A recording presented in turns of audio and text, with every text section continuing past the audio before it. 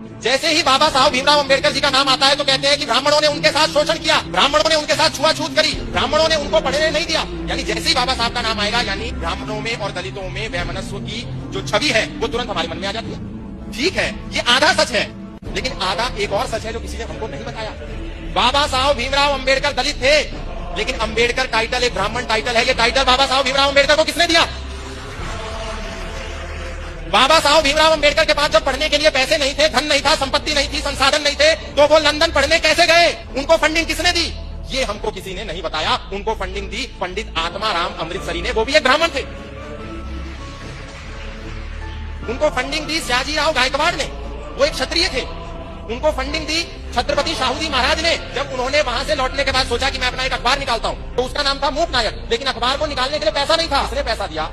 छत्रपति शाहूजी महाराज ने दिया। अखबार को निकालने के लिए अनुभव नहीं था। उसका पहला संपादक कौन बना? पंडित आत्माराम अमृतसरी बने, ब्राह्मण थे। लेकिन हमें नहीं बताया गया भीमराव अंबेडकर जी को अंबेडकर टाइटल, ब्राह्मण का सरनेम किसने दिया? उनके ही एक टीचर ने दिया जो कि ब्राह्मण थे।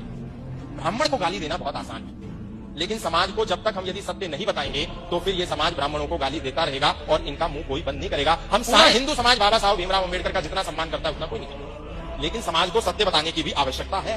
कोई राजनेता खड़ा होता है ब्राह्मणों को गाली देता है, कोई सामाजिक कार्यकर्ता खड़ा होता है ब्राह्मणों को गाली देता है। किसको देखो ब्राह्मण को गाली देना सबसे आसान है।